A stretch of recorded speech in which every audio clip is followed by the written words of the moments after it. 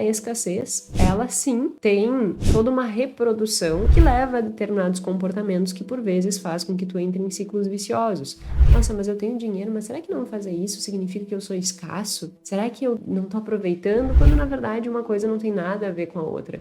E aí no consumo acontece a mesma coisa. Tu teria que controlar a compra do telefone, mas tu vai lá e compra. Porque tu não conseguiu inibir o comportamento disfuncional, tu não conseguiu resistir àquela tentação. Ao invés de tu caminhar na direção de resolver o problema de escassez, tu só aumenta esse problema.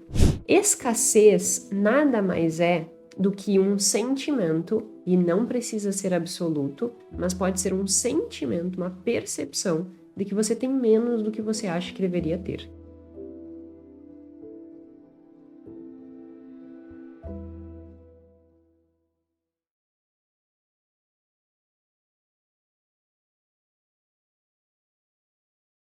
Quantas vezes tu não te sentiu pressionado para ir num restaurante muito bom, que todo mundo vai e que é badalado? Quantas vezes tu não te sentiu pressionado para comprar a roupa X ou Y, o telefone, o computador, ou mesmo trocar de carro, caso você tenha o carro, né? Quantas vezes não existiu essa pressão e tu provavelmente escutou na internet dizer assim, olha, se tu não faz essas coisas, se tu não vai no restaurante, se tu não compra roupa, se tu não tem o carro, isso atribui a você uma mentalidade de escassez. Então, o que se tem de disseminação na internet a respeito da escassez é que a escassez seria essa coisa de tu não querer gastar o teu dinheiro. Então, tu tem uma mente escassa porque tu não quer gastar o teu dinheiro. E eu estou aqui hoje exatamente para quebrar este estigma, digamos assim. Não, escassez não tem absolutamente nada a ver com eu não querer ir num restaurante, eu não querer comprar uma roupa, eu não querer comprar um carro, eu não querer ter esse monte de coisa ou usufruir essas experiências simplesmente porque as pessoas atribuem isso a uma vida que seria uma vida boa, uma vida não escassa. Então, hoje é polêmico, digamos assim, porque eu vou trazer o que a ciência efetivamente fala sobre escassez. Eu já discuti aqui num outro episódio isso, mas hoje eu vou a fundo no livro, já que eu estou nesse período de livros, eu decidi hoje fazer mais uma vez sobre um livro que eu li recentemente e que eu achei que é de grande valia para a compreensão do nosso padrão de comportamento, para a compreensão dessa questão da escassez, que é extremamente distorcida na internet. Quando se discute escassez na internet, o tema vai estritamente ao fato de que você é escasso se você tem uma mentalidade de escassez se você não gasta o seu dinheiro. Significa que tu é escasso. E não tem nada a ver com isso.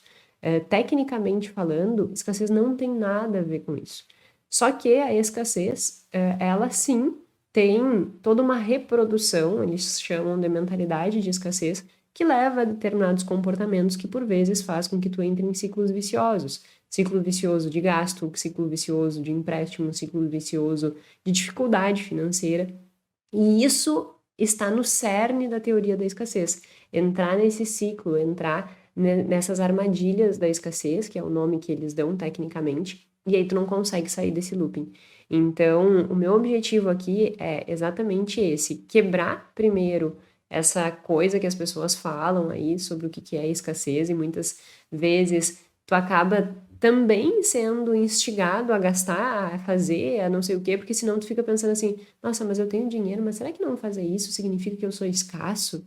Será que eu não tô aproveitando? Quando na verdade uma coisa não tem nada a ver com a outra. E isso não quer dizer que tu não vá aproveitar algumas coisas do teu dinheiro. Mas tu não pode fazer isso porque simplesmente tu escutou na internet dizer que não ir no restaurante XYZ, que isso seria uma mentalidade de escassez, certo? Então quero quebrar esses tabus aí, é polêmico, mas enfim, eu tô aqui para trazer o que a ciência diz e discutir do ponto de vista das evidências. Não é o que a Jéssica acha, não é o que o João, o André, ou sei lá, qualquer nome aí acha, mas é o que a ciência nos diz e como que nós podemos nos apropriar da ciência para que a gente consiga tomar melhores decisões, lidar melhor com os nossos sentimentos e, consequentemente, com o nosso dinheiro. Então, este é o foco do episódio de hoje. é falar sobre escassez e eu logo já vou mostrar o livro que eu vou trabalhar hoje. Para quem está aqui pela primeira vez, nós estamos no nosso 64º episódio do podcast Mais que Finanças, podcast em que a gente fala muito mais do que números. Nós falamos sobre comportamento financeiro.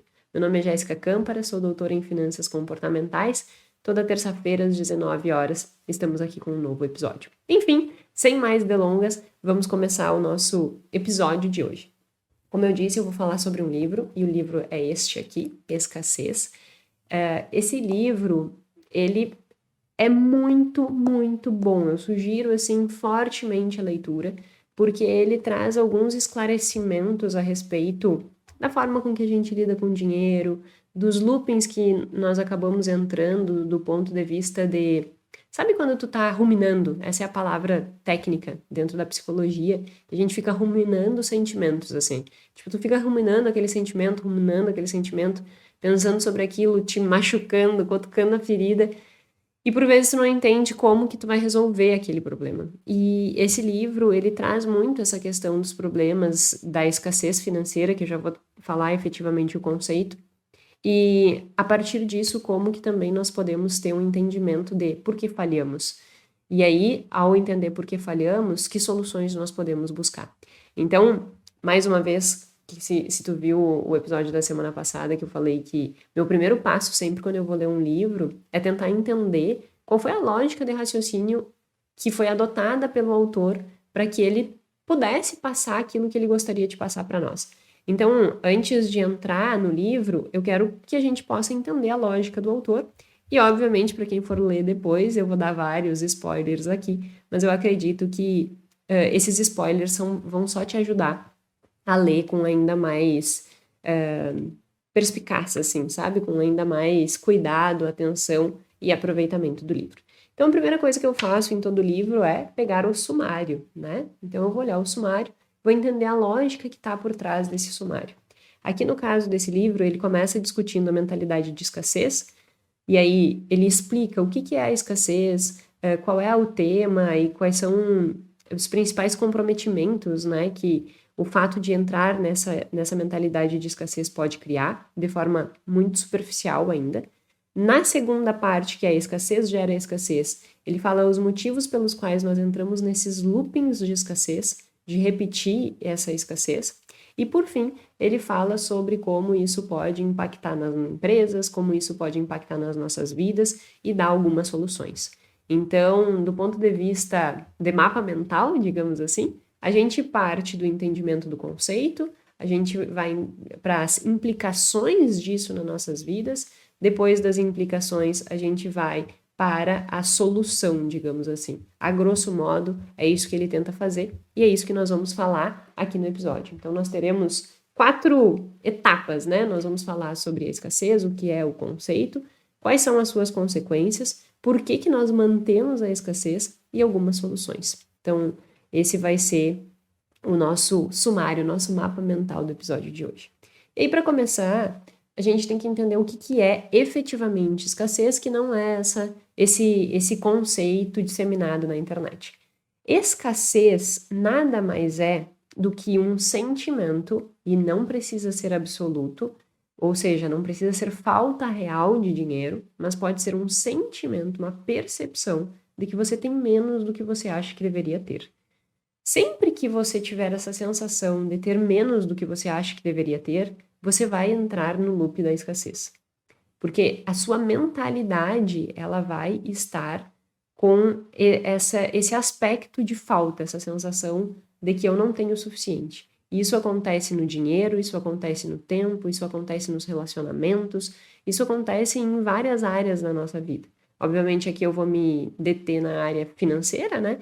Mas isso acontece em várias áreas das nossas vidas. Por exemplo, quando a gente vai começar a fazer alguma coisa. Eu mesma, né, que tô com a agenda sempre bem apertada. Às vezes eu olho para minha agenda e assim, meu Deus, não vou dar conta de tudo isso. Bem que o dia poderia ter mais do que 24 horas. O que eu tô sinalizando ali? Que em um certo momento eu tô entrando numa escassez de tempo. Então eu gostaria de ter mais tempo do que eu tenho. Isso é escassez. Do ponto de vista financeiro, funciona da mesma forma. É quando tu tens um determinado valor e tu acha que tu deveria ter mais do que tu tens. Então, isso faz com que você tenha essa percepção de que você não tem tudo aquilo que precisa. Isso é escassez. Então, esquece essa conversa fiada que tem por aí na internet de que escassez é tu não querer ir num restaurante caro. Ai, porque tu é escasso, porque tu não quer gastar o dinheiro. Não tem nada a ver com isso. Escassez é o fato de tu achar que tu tem menos do que tu necessita. Este é o conceito correto de escassez e isso desencadeia algumas consequências, né? Tem um exemplo muito interessante no início desse livro em relação ao dinheiro. Pensa numa pessoa que ela tem um salário, ok, e que ela tá entrando na escassez. O que que acontece? Quando inicia o mês, o dinheiro desta pessoa, ele é menor do que o mês. É como se a disponibilidade de recursos que ele tivesse não fosse suficiente para que ele conseguisse arcar com tudo aquilo que ele teria que arcar naquele mês.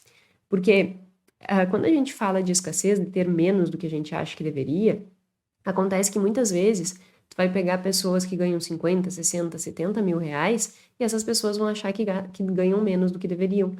E essas pessoas vão gastar achando que aquele dinheiro deveria ser maior. Então eu gasto o meu dinheiro como se eu ganhasse 90, mas eu ganho 70. Então, olha o absurdo que acontece, né? Um valor muito grande perto da realidade brasileira e que se a gente for olhar do ponto de vista de escassez, ela tá no mesmo problema de escassez do que aquela pessoa que ganha 2, 3 mil reais e tá enfrentando um problema de conseguir pagar todas as suas contas. As duas pessoas enfrentam o mesmo problema do ponto de vista psicológico. Uma pessoa tem um maior conforto, porque afinal de contas, uma pessoa que ganha 70 mil reais, ela tem um conforto absurdo, e a outra pessoa, ela obviamente está ali sobrevivendo. Mas as duas entram no loop da escassez. Então, esse é o primeiro ponto que tem que se entender, né? Essa subjetividade, ela tá ligada a isso. E aí, voltando a um exemplo, vamos supor que João, ele tem o seu trabalho e que ele tá exatamente com essa sensação, que o dinheiro dele dura menos do que o mês, ou seja, o mês é maior do que o dinheiro dele. Então, ele inicia o mês, ele já tem uma preocupação de que ele não vai conseguir cumprir com todas as suas obrigações, e 5 meses atrás ele comprou um telefone novo, porque todo mundo tinha aquele telefone novo, né? Ele ainda achava que escassez representava ele não. Se ele seria escasso se ele não tivesse o telefone novo, seria munheca, mão de vaca. Então ele foi lá e comprou o telefone novo e estava muito feliz quando comprou, porque ele comprou o telefone na carência. Então ele teria 6 meses para pagar a primeira parcela desse telefone. E aí ele foi lá e comprou esse telefone. Além disso, e ele já estava no 5º mês, então no mês seguinte entraria a cobrança do telefone. Além disso, o cartão de crédito dele já estava estourado, ele tinha algumas dívidas para pagar e ele estava numa condição de que realmente entrava o mês e o dinheiro era menor que o mês. Percebe onde vai estar alocada a atenção do João nessa condição? Tudo que acontecer na vida dele, ele vai ter uma preocupação gigantesca com o dinheiro. É como se o problema financeiro dele, que é iniciar o mês e já não ter mais recurso, fisgasse toda a capacidade atencional dele. E ao fisgar toda a capacidade atencional dele, ele não consegue mais ser coerente na sua tomada de decisão. Ele não consegue mais olhar para as circunstâncias de uma forma realista e buscar soluções. E aí o que acontece, né? Na maior parte das vezes, quando isso acontece, quando uma pessoa está com um problema financeiro, um consultor financeiro que não entendeu nada ainda sobre o comportamento, ele vai olhar para o João e vai dizer assim, olha, ok, vamos então economizar agora, tu vai cortar todos os gastos não essenciais, nós vamos começar a pagar as primeiras dívidas, né? Vamos começando da menor para maior. Você vai negociar com os seus credores, com as pessoas com as quais tu pegou as suas dívidas. O telefone a gente vai vender e aí tu vai lá na loja e paga o telefone inteiro. Afinal de contas, tu não vai ter condições de arcar com mais esse compromisso. E aí tu vai conseguir organizar a tua vida. Esse é o discurso racional que qualquer pessoa vai escutar de um consultor financeiro ou mesmo de uma pessoa da sua rede ali de relações que vai olhar e dizer assim, cara, é fácil resolver esse problema. faz isso, isso e isso, está resolvido.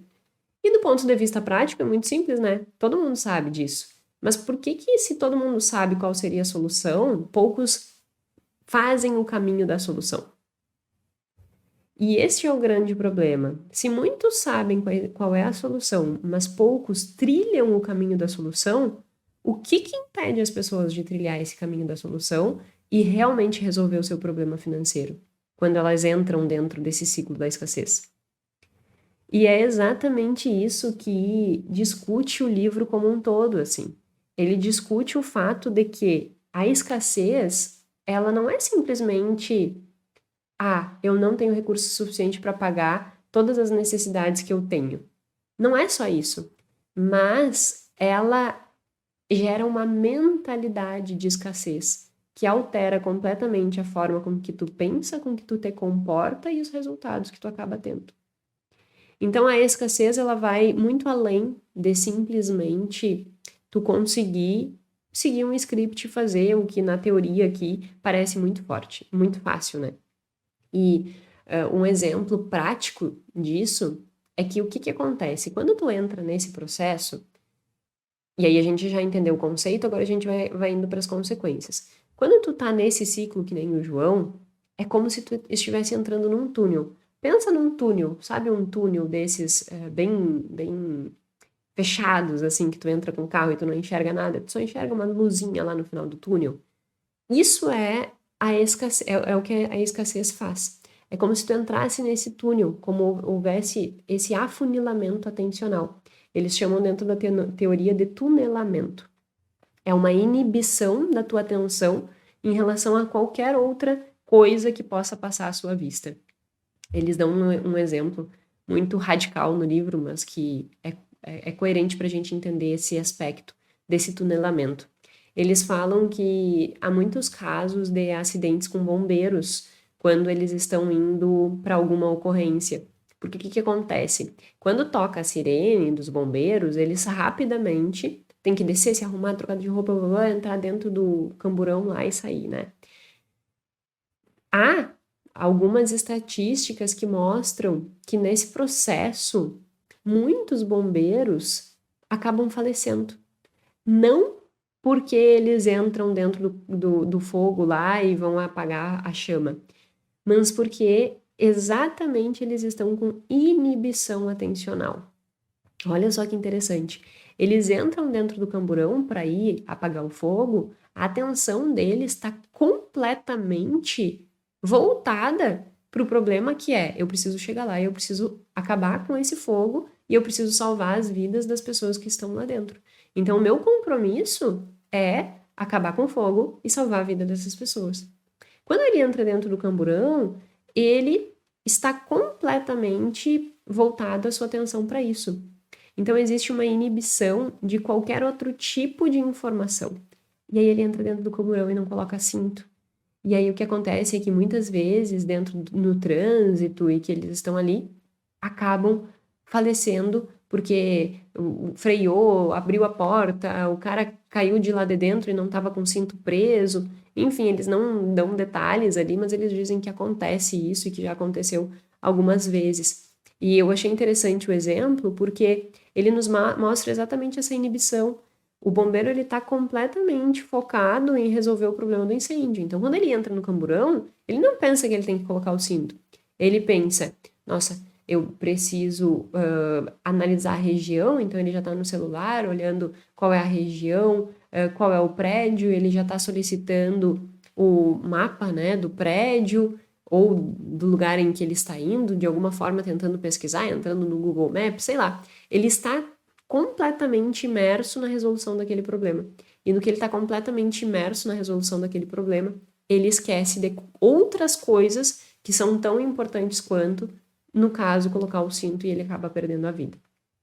Isso é um exemplo muito, obviamente, extremista, mas eu acho que ao ser extremista ele se torna didático para que a gente entenda o que acontece com esse tunelamento, que é essa inibição da atenção em relação às outras coisas.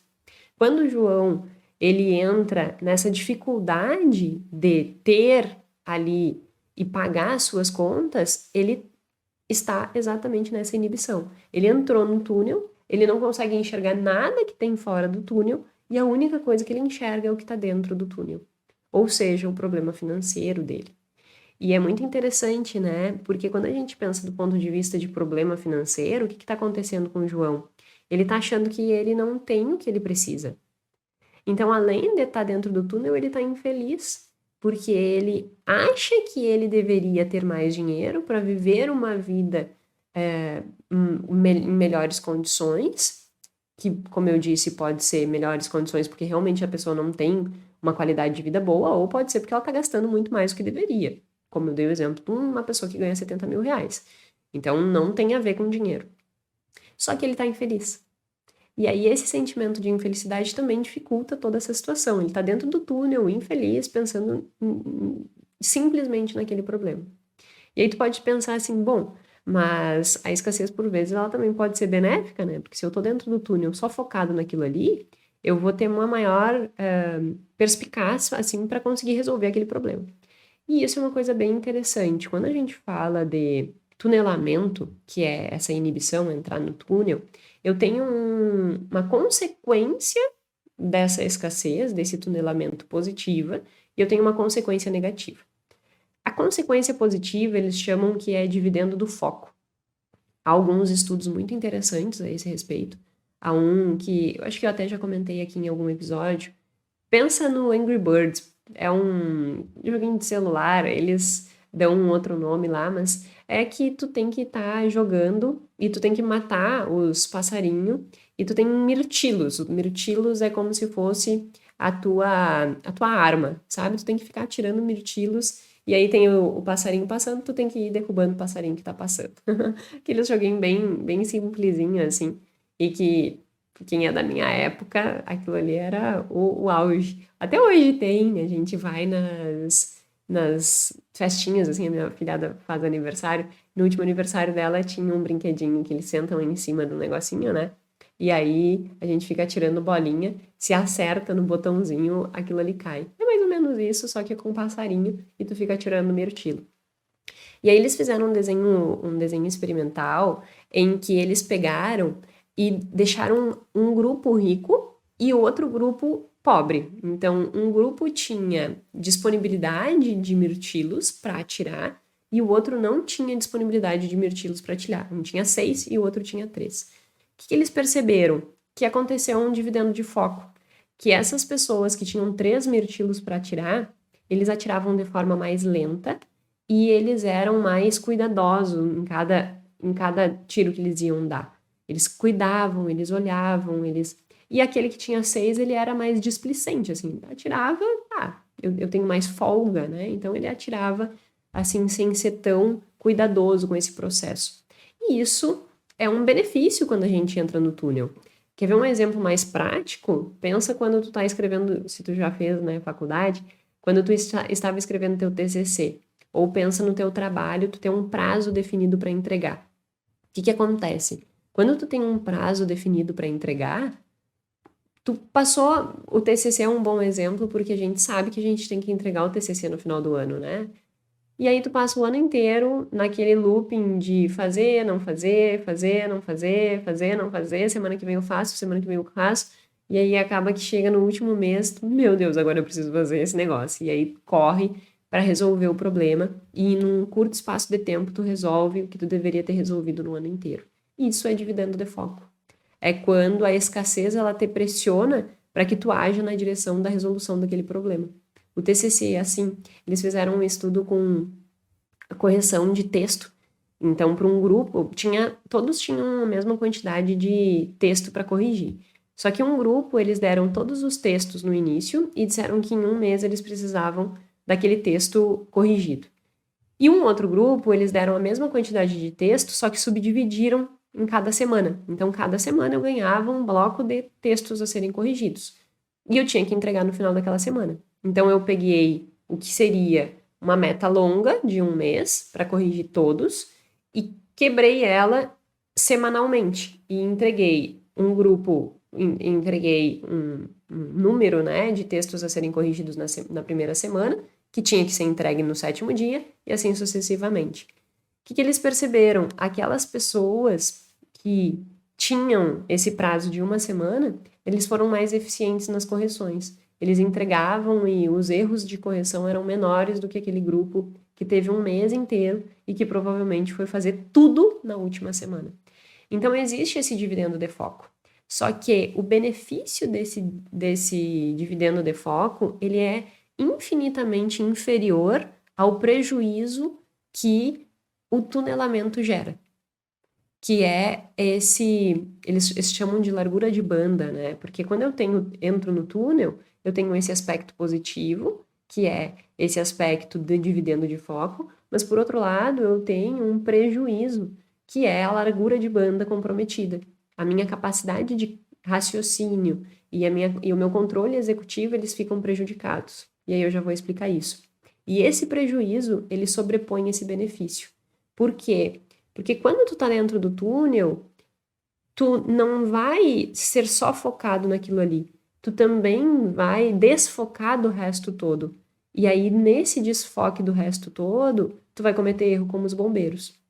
E além disso, ao estar dentro desse túnel, tu consome muito tua capacidade cognitiva. E ao consumir muito a capacidade cognitiva, tu começa a ficar cansado. E ao ficar cansado, tu começa a ter piores decisões. Então, o que acontece desse lado negativo, que é essa redução da largura de banda? O que é a largura de banda? A largura de banda, que é esse prejuízo, nada mais é do que... Pensa num computador com todas as telas abertas. Quando esse computador está com todas as telas abertas, eu tenho uma certa dificuldade de processamento se o computador não tiver um mega HD gigantesco, um processador maravilhoso, enfim, né? Pode ser que exista um computador que possa ter 1000 telas e não vai acontecer nada. Mas só a grosso modo, a título de exemplo. Pensa nesse teu computador que ele está com muita tela aberta. Quando o computador está com muita tela aberta, quando tu vai abrir a próxima, ele vai ficar pensando. Aí fica aquela bolinha girando assim, né? É tipo, ai meu Deus, anda logo. Eu sou assim, eu sou meio... não gosto de computador lento. Fico nervosa. Acontece a mesma coisa com a nossa capacidade de pensamento. O estudo que eles fizeram foi com... Não é agricultores, mas são pessoas que têm pequenas fazendas, sabe? Como se fosse camponeses, digamos assim, acho que é o melhor nome. E aí eles fizeram alguns estudos com os camponeses para entender qual seria o impacto da mentalidade de escassez. Porque, como eu estava dizendo, ela tem o seu lado positivo e ela tem o seu lado negativo. E quando eu faço isso só num laboratório, que nem era o testezinho do mirtilo, de atirar os mirtilos, é uma coisa. Agora, quando eu vou para a vida real, eu tenho outros tipos de resultados e comprometimentos cognitivos que o benefício do dividendo do foco pode não ser suficiente para fazer com que isso seja benéfico, né? E pode levar a um prejuízo. E aí eles fizeram esses testes com esses camponeses e perceberam duas coisas. Por que camponeses, né? Antes de entrar no resultado em si. Camponês, e pensa num agricultor. Quando eu planto, eu tenho que investir dinheiro para plantar. Quando eu estou na colheita e estou vendendo a colheita, eu estou rico. Por quê? Porque está vindo muito dinheiro ao mesmo tempo. Agora, quando passa ali 2, 3, 4 meses da colheita, eu já começo a ficar pobre. Porque um dinheiro que eu ganhei uma vez no ano, ele precisa me sustentar o ano inteiro. E nós temos uma dificuldade com o longo prazo. Acaba-se que se eu tenho muito dinheiro hoje, eu vou gastando, porque eu fico mais frouxo. Inclusive, depois eu vou comentar, mas a nossa incapacidade de lidar com a abundância, por vezes, é o que gera a escassez. Porque tu não tem um discernimento racional para lidar com um dia de abundância. É aquela sensação de, ai, que coisa boa, agora eu posso, agora eu tô livre, agora eu posso ter uma comida melhor, eu posso ter uma... E não é que tu não possa, entendeu? Mas no caso do agricultor, ele teria que subdividir esse valor por todos os meses do ano. E existe uma limitação cognitiva que faz com que ele priorize o prazer imediato. Já falei várias vezes aqui sobre as escolhas intertemporais, que é essa questão de eu priorizar o prazer imediato em detrimento de um melhor bem-estar no futuro.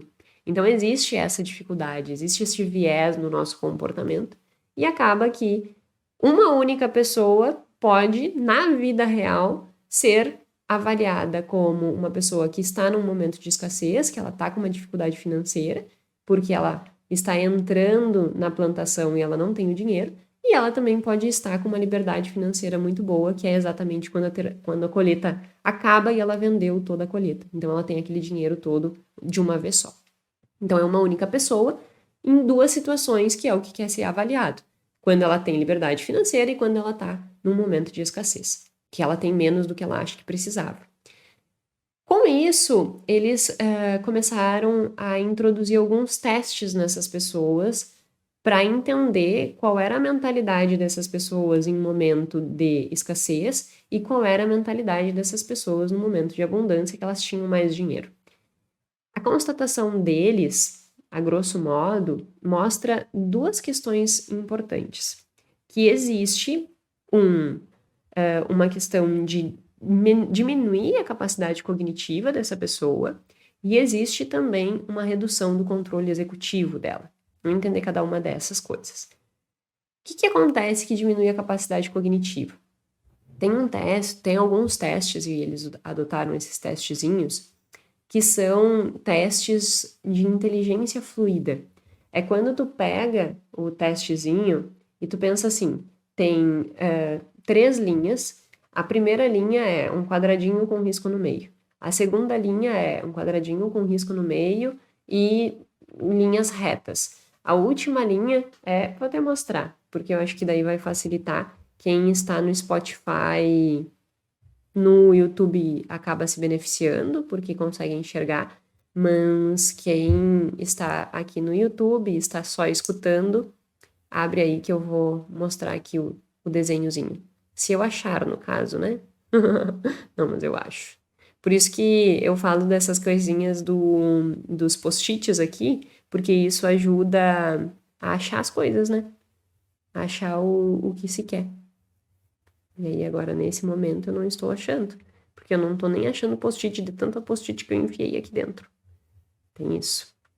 A gente acha que tudo é importante. E aí a gente não acha o que precisa. Achei! Pronto. Olha só. Eu não sei se vai dar para ver bem, mas existe aqui, ó, quadradinhos, né? Quadradinhos. Então, olha só. Tem um padrão. Padrão, aqui é vazio, aqui tem risquinho, aqui tá todo riscado. Aí aqui adicionou só um canto aqui. E aí aqui adicionou um quadrado. Então, o que ele quer saber? Como que eu completo esse último quadradinho aqui, seguindo mais ou menos o mesmo padrão que eu estou enxergando nos outros? Então, eu percebi que esses aqui, ele tem que fechar o triângulo todo. Então, aqui eu também tenho que fechar o triângulo todo. Tenho que colocar um pedacinho para cá, ó. Que daí eu sigo o padrão. Então, eu tenho que saber como completar esse, né? Que eu teria que completar aqui? E a resposta seria o número 2. Então, eles dão os quadradinhos e perguntam qual o quadradinho correto que tem que completar aqui? E aí, esse aqui seria o quadradinho certo que teria que completar ali.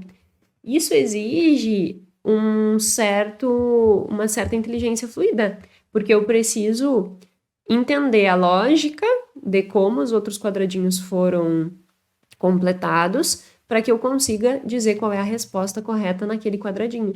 Então, eu preciso ter essa capacidade de lógica, de raciocínio lógico. E o que eles mostraram é que quando entra-se dentro desse túnel da escassez e eu acabo tendo essa largura de banda comprometida, minha inteligência fluida diminui. Eu tenho maior dificuldade em conseguir perceber as coisas de maneira lógica e perceber esse processo de modo que eu consiga ter conclusões coerentes com aquela realidade. Então, tu perde essa capacidade de conseguir criar uma lógica de raciocínio. E ao perder a capacidade de ter uma lógica de raciocínio, obviamente que isso acaba comprometendo o teu processo decisório, porque tu não consegue analisar situações de forma real, sabe? Vamos pensar mais uma vez no João. João ou José, nem lembro que nome eu tinha dado para o nosso personagem do dia. Mas pode ser que o José, diante dessa estrutura que tá a vida dele, com dívidas, agora tendo que pagar o telefone, ele está diante dessa dificuldade. E aí, por ter entrado no túnel E por ter a sua largura de banda comprometido, ele não consegue analisar as coisas como tivesse início, meio e fim, sabe? Essa lógica, essa avaliação, tá, mas e se eu comprar, por exemplo, o erro que ele fez de comprar o telefone, e numa carência de 6 meses? Ele não tem essa capacidade de raciocínio de olhar e dizer assim, não, mas espera aí, eu vou comprar o telefone hoje e eu tô nessa situação financeira. Mas daqui 6 meses, o que me garante que eu vou estar numa condição financeira diferente dessa? Eu posso assumir essa responsabilidade? Essa lógica de raciocínio acaba. Porque ele não consegue olhar objetivamente esses aspectos e entender que daqui 6 meses ele não tem garantia nenhuma de que ele possa estar com esses problemas resolvidos. Então acaba que ele compra achando, né, o otimismo. Eu falei na semana passada no livro do Rápido e Devagar, que tem um bloco, né, uma parte do livro que é destinada a só discutir os erros que nós cometemos por excesso de confiança, que é eu ter essa questão de olhar para as minhas decisões e confiar muito na minha decisão e achar que aquilo ali realmente é aquilo ali e que eu sou a melhor pessoa para tomar aquela decisão. Ou muitas vezes também um senso de otimismo. Não, porque daqui 6 meses a minha vida estará muito melhor e não sei o que, não sei o que. Então vai se construindo esse contexto idealizado que na realidade por vezes não é o que efetivamente vai acontecer e acaba levando para uma pior decisão. No livro, no início do livro, ele inclusive coloca uma frase nesse sentido que é muito interessante, que é: a ilusão é o primeiro dos prazeres. Eu achei essa frase incrível, porque percebe só, quando essa pessoa ela tá com a capacidade cognitiva dela prejudicada e ela tá dentro desse túnel, o que gerou é uma ilusão quando ela comprou esse telefone. Ela olhou o telefone e disse assim: não, eu vou comprar o telefone porque em 6 meses a minha vida vai estar resolvida e eu tenho esse prazo e vai dar tudo certo. Ela criou uma ilusão de que em 6 meses a vida dela estava resolvida e que não teria problema comprar aquele telefone. E essa ilusão gerou um prazer. Então ela foi lá e comprou. Só que na realidade ela não planejou como que a vida dela estaria diferente em 6 meses. Ela só se iludiu. É o que uma outra frase que eu costumo falar, né? Que sonho sem ação é apenas abstração. Se não houver uma ação que realmente faça com que tu mude o teu comportamento, tu vai ter a ilusão vai ser um primeiro prazer, e ao ter este primeiro prazer, tu vai cometer erros. E esses erros não são simplesmente porque tu é uma pessoa irresponsável, mas é porque tu tá no túnel. Isso que é importante a gente entender. Por isso que ter aqueles discursos de é só economizar, é só fazer isso, fazer aquilo, é tão difícil. Porque não é que tu realmente queira ser inconsequente, é porque tu está com a tua inteligência fluida prejudicada, tua capacidade de análise de cenários está prejudicada. E estando prejudicada, faz com que tu tome piores decisões. Tem uma outra frase no livro também muito interessante a esse respeito de ação, que ele diz assim, que é preciso uma ação consciente para impedir uma escolha automática. Então, eu preciso ter uma ação consciente, então eu preciso ter consciência de que, no caso, a inteligência fluida vai estar prejudicada, para que, a partir desta ação consciente, eu consiga fazer e consiga impedir uma escolha automática, que é lá comprar o telefone com 6 meses de carência e achar que eu vou dar conta disso. Tenta olhar para a tua vida e perceber essas coisas acontecendo. Tenta olhar para a tua vida e perceber o quanto muitas vezes tu não tomou decisões sem olhar para a lógica da construção disso. Porque nesse caso do telefone, ele simplesmente teve uma ilusão. E essa ilusão, que foi o primeiro prazer, foi suficiente para que ele comprasse porque ele estava com a capacidade cognitiva dele prejudicada. Quantas vezes a gente não faz isso? De se iludir, mas não ser realista, de botar o pé no chão, de calcular, de ponderar. Eu sempre falo, eu vou parar de dizer isso. O Guilherme, inclusive, me diz: para de falar. Eu sempre falo, só fala, eu vou me cuidar mais em relação a isso. Mas, olha só, quando a gente tá dentro desse processo e eu me comporto de uma forma muito racional nesse sentido de dar um passo conforme a perna, sem ter ilusões de ganhos futuros. Então, agora eu ainda não vou poder compartilhar do que se trata, mas nós estamos fazendo um movimento bem grande, assim, em relação à nossa empresa, em relação ao crescimento, em relação aos próximos passos. Logo vocês saberão e eu vou compartilhar esse percurso aqui também, porque eu acho que é interessante. Se eu olho para trás, 4 anos atrás, nós estávamos num quarto, no quarto de hóspede, de um apartamento em que nós alugávamos, que nem era esse aqui, começando eu e o Guilherme do absoluto zero. 4 anos depois, a gente já está dando saltos muito relevantes e crescendo realmente. E nesse processo de crescimento, eu nunca tomo uma decisão contando com o resultado futuro. Nunca, jamais. Eu tomo uma decisão contando com o resultado que eu tenho hoje. Então, eu olho o que eu tenho de investimentos hoje, eu olho o que eu tenho de reservas hoje, eu olho quais são as minhas projeções, quais são as minhas receitas já fixas, então, o que eu já tenho de garantia de receita fixa. Não estou contando com. Eu ia dizer um ditado feio, que eu não estou contando com o ovo da galinha, que feio. Não estou contando com isso, eu estou contando com o que eu já tenho hoje. Então, eu só tomo decisões contando com o que eu tenho hoje. E isso me dá segurança para que eu dê todos os passos que eu dou de forma sustentável, sem correr risco de entrar em escassez. Por quê? Porque eu não vou permitir, entendendo toda essa lógica da escassez, eu não vou me permitir entrar no túnel e acabar tomando decisões ruins. Tendo preocupação, tendo dificuldade de sono. Eles dizem, inclusive, no livro, que ter e entrar no túnel da escassez e entrar nessas armadilhas todas da escassez, que é mais prejudicial do ponto de vista de capacidade cognitiva e controle executivo do que dormir mal. Olha só que impactante isso, porque dormir mal é péssimo para a nossa capacidade cognitiva. E entrar na escassez é pior do que dormir mal. Então, eu dou passo conforme a minha perna. É diferente do exemplo do João, do José, que eu já não sei mais, vamos chamar dele João José. Que ele comprou um telefone só com a ilusão de que ele ganharia e estaria com uma vida diferente em 6 meses. Ele estava contando com o que viria e não com o que ele já tinha.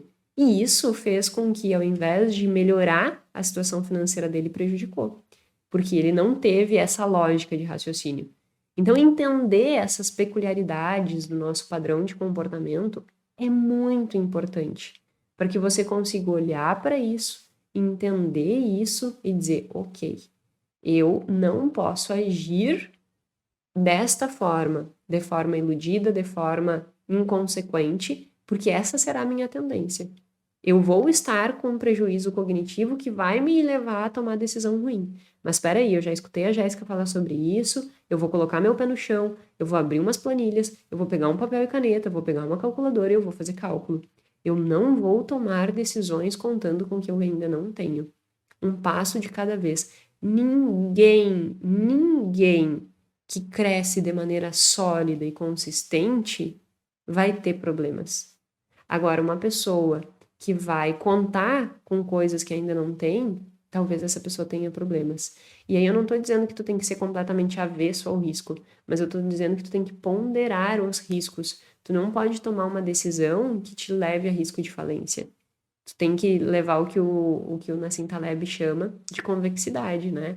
Quando tu toma uma decisão na direção de um crescimento, seja em investimento, seja em empresa, seja decisão de dar um passo importante na tua vida, tu tem que olhar, se eu tomar essa decisão, isso me coloca em risco de falência? Bom, então a resposta é não.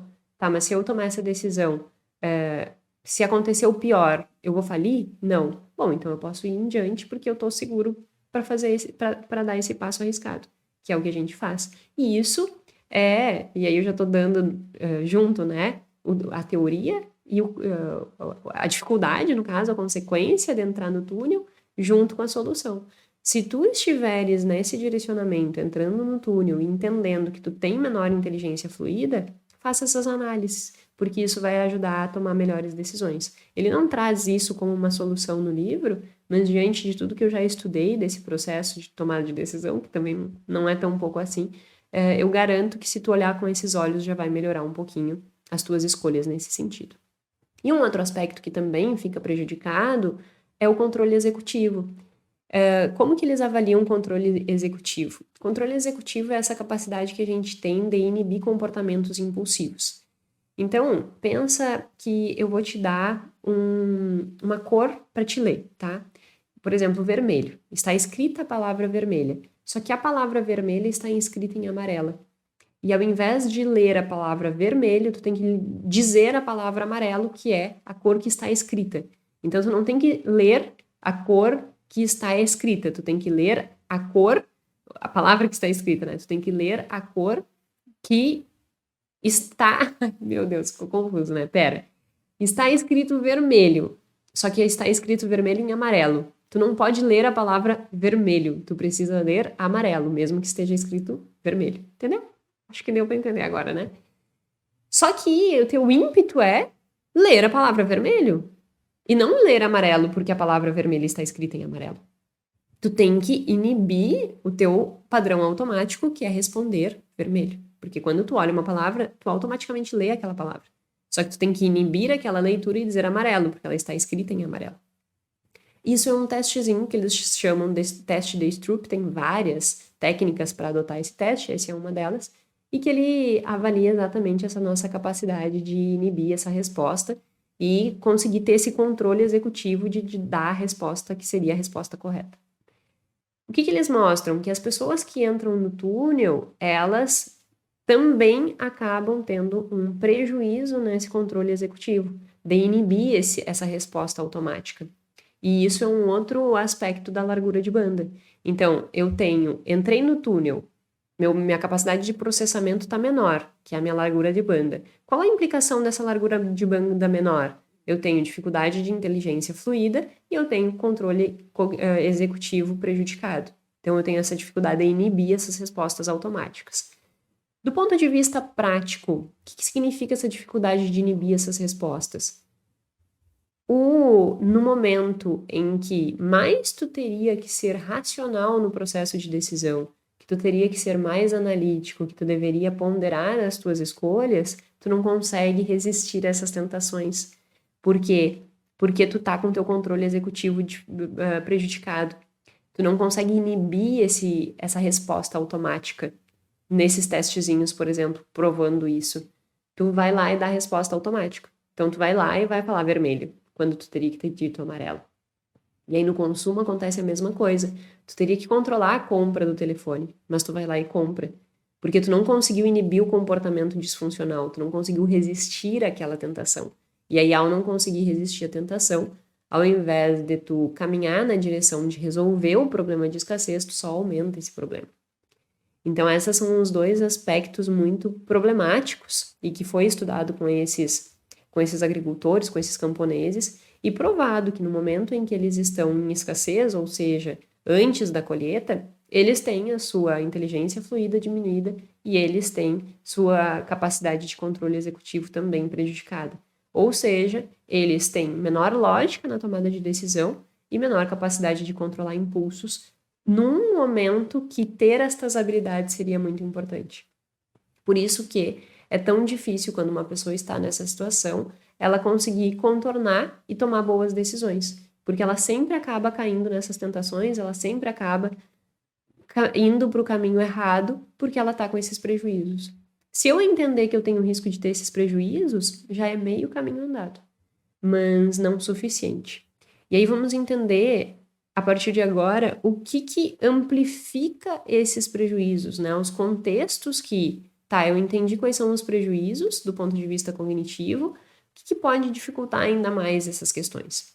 E aí a gente vai falar um pouco agora sobre a falta de folga financeira, vamos falar sobre os empréstimos e vamos falar sobre malabarismos, que são alguns aspectos que fazem com que esse problema ele vá se maximizando ainda maior e tu caia no que ele chama de armadilha da escassez. É quando tu entra nesse túnel e tu não sai dali. É por isso que quando a gente pega o próprio Comporte-se, do Sapolsky, ele diz a pobreza gruda na pele. E aí ele fala do ponto de vista biológico também, que tudo isso acaba gerando prejuízos biológicos, principalmente em crianças que viveram uma extrema pobreza quando elas eram crianças, né? Elas têm alguns prejuízos cognitivos quanto a isso. Mas, além disso, quando nós somos adultos, tem todos esses prejuízos também que acabam fazendo com que a gente entre nessas armadilhas da pobreza e replicando esse problema e não conseguindo sair. Então, esses três aspectos, que é a falta de folga, entrar e achar que empréstimo é solução, e os malabarismos só pioram isso, faz com que entre nessas armadilhas. Então, o que é a falta de folga, que é o primeiro item? A falta de folga é a falta de liberdade para fazer escolhas. Quando nós temos folga financeira, a grosso modo, reserva de emergência, nós temos liberdade de escolha.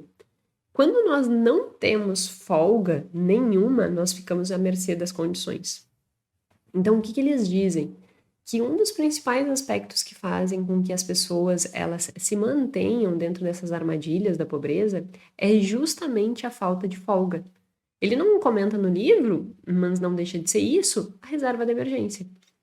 Por quê? Quando acontece qualquer coisa, se tu não tem folga, tu tem que recorrer a quê? A empréstimo. Por isso que ele fala exatamente, né? Folga e já fala de empréstimo. Tu tem que recorrer a empréstimo. Porque tu não tem folga para resolver o problema. Se tu não tem folga para resolver o problema, qual é a solução? O empréstimo. O empréstimo ele vai te cobrar juros. Então tu vai comprar uma casa, um apartamento por 300, 400 mil, um apartamento pequeno, teu primeiro apartamento, e tu vai pagar por ele 700, 900 mil. Ah, não, Jéssica, mas eu já quero comprar um apartamento melhor e tal. Tu vou comprar um apartamento de 800 mil, 1 milhão. Ok, tu vai pagar 2 milhões, entendeu? Então, assim, a falta de folga financeira faz com que tu veja o empréstimo como uma solução. E quando tu vê o empréstimo como uma solução, tu entra mais nessa armadilha da pobreza. Por quê? Na escassez, né?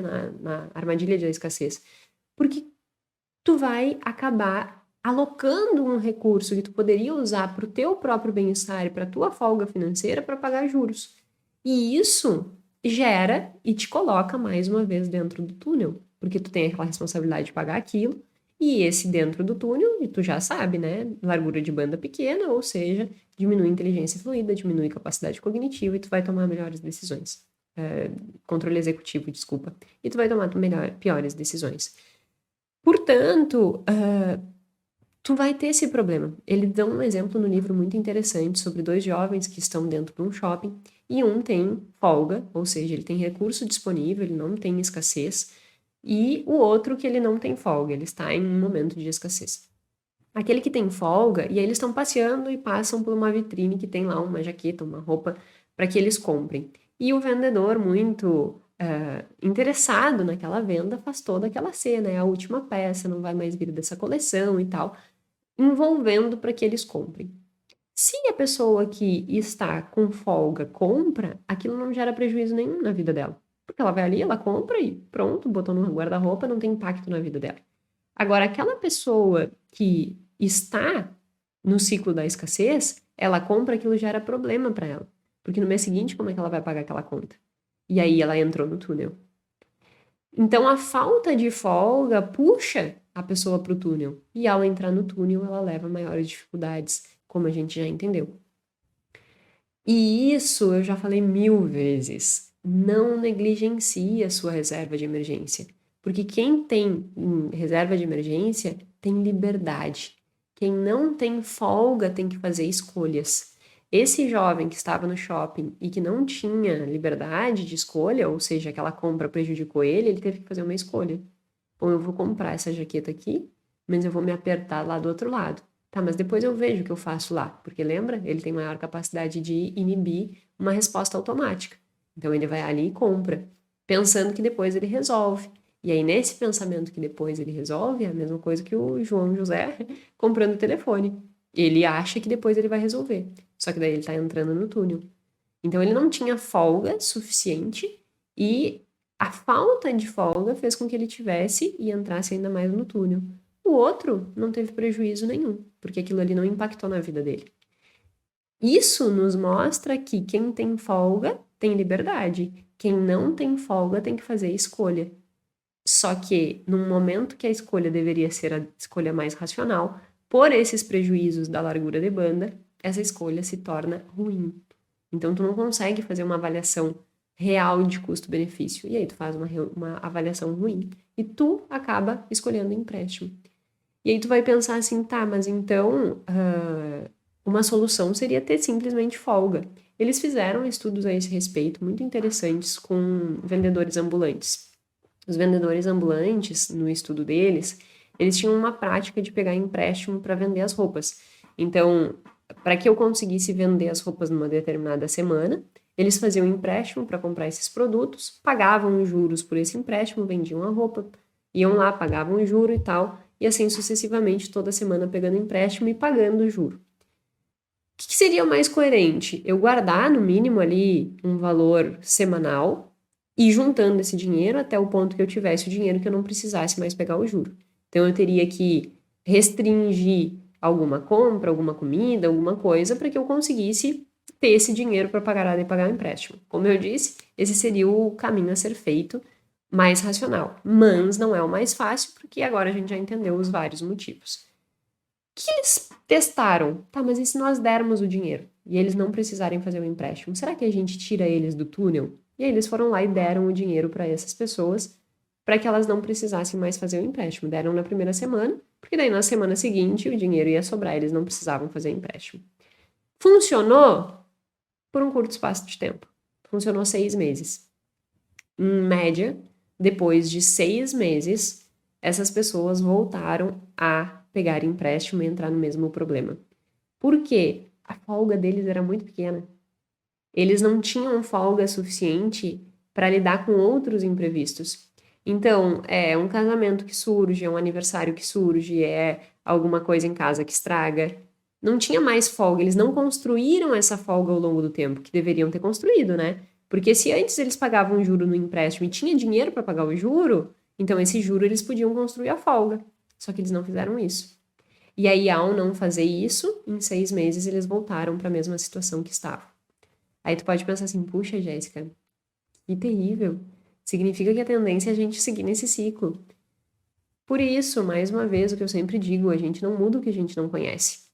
O fato da gente entender que esses mecanismos impactam a nossa vida e que eles vão gerar esses problemas, já é um primeiro passo para que a gente consiga começar a ser mais atento no nosso processo de tomada de decisão. E entender que isso vai ter impacto. E entender que quando tu tá, como esses comerciantes, assim, bom, eu tenho ali o dinheiro e se eu pagava empréstimo, significa que eu consigo guardar o valor do juro. Quando na tua cabeça tu te gerar justificativas para ti mesmo dizendo assim, não, mas é só esse mês que eu vou comprar isso aqui e aí mês que vem eu guardo esse dinheiro. Quando tu disser essa justificativa para ti mesmo, tu já tem que ligar um mega alerta e dizer assim, opa, para aí, olha que loucura, eu estou de novo fazendo com que eu entre no túnel. Calma, essa não é a decisão coerente. Isso é tu conversando contigo mesmo. Vou colocar meu pé no chão, eu não posso entrar no túnel. Se eu entrar no túnel, a minha decisão vai piorar. Então eu não posso entrar no túnel. E esse é o grande problema dos empréstimos, eles levam para o túnel. Porque tu tem uma dificuldade tremenda de lidar com aqueles problemas. E aí tem uma outra grande questão. Estar dentro do túnel, estar com empréstimo, por exemplo, e com essas dificuldades todas, que eu já falei de cognitivo e tal, isso faz com que este problema, ele não seja construído e ele não seja evidenciado apenas quando tu está lidando com dinheiro, mas ele acaba impactando em todas as outras áreas.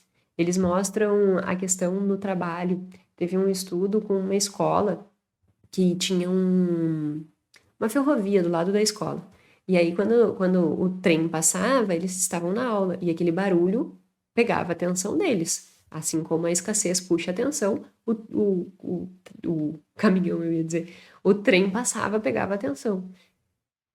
O desempenho das crianças que estavam do lado da ferrovia, em comparado com as crianças que estavam do outro lado do colégio, que não pegavam o barulho da ferrovia, fazia com que o desempenho delas fosse como se elas tivessem 1 ano atrás.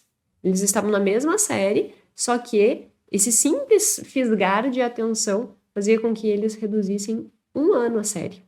Quando eles pegavam e tiravam essas crianças do lado do trem e colocavam para o outro lado, voltava o mesmo desempenho e se equiparavam. Então, o que que eles fizeram? Um investimento gigantesco para criar uma mega proteção acústica para que o trem não atrapalhasse mais. Então, percebe que eu consigo construir mecanismos para inibir o impacto disso. Só que eu preciso entender que isso me gera impacto, porque senão eu não vou tomar nenhuma atitude. Então, eu preciso entender que fazer um empréstimo, por exemplo, vai me colocar no túnel. Que eu comprar um telefone com carência de 6 meses vai fazer com que eu entre no túnel. E ao entrar no túnel, é como se eu perdesse a capacidade de análise periférica.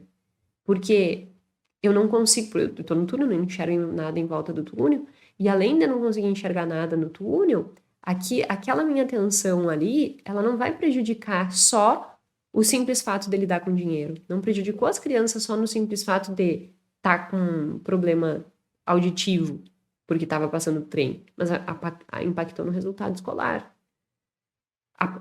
Nesse caso de eu entrar no túnel e estar com essa dificuldade, isso vai impactar na minha produtividade. Eu vou ter menor produtividade quando eu entro no túnel. Por quê? Não é uma coisa que é prática, só que eu vou lá e pago o boleto e aquilo sai da minha cabeça.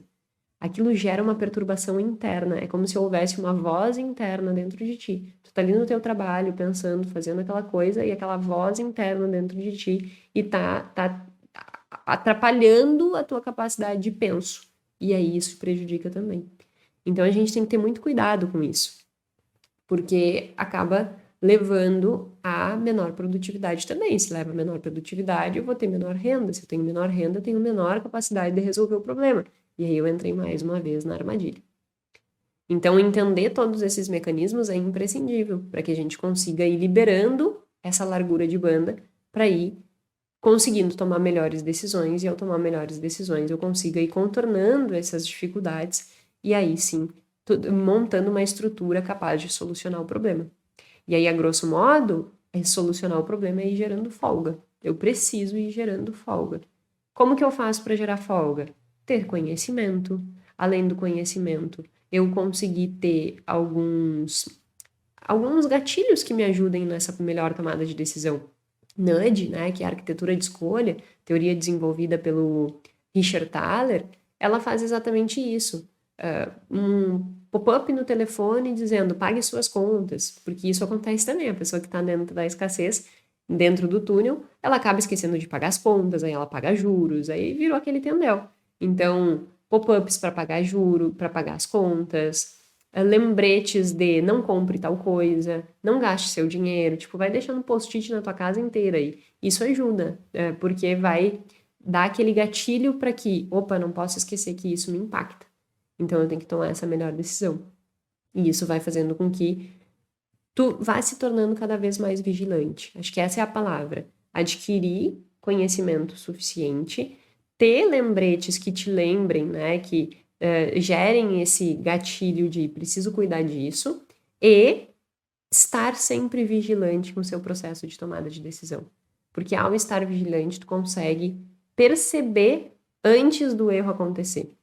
Ele traz um conceito que a gente já escutou muitas vezes, assim, no dia a dia, coloquial, mas ele traz do ponto de vista científico, que é a questão do malabarismo.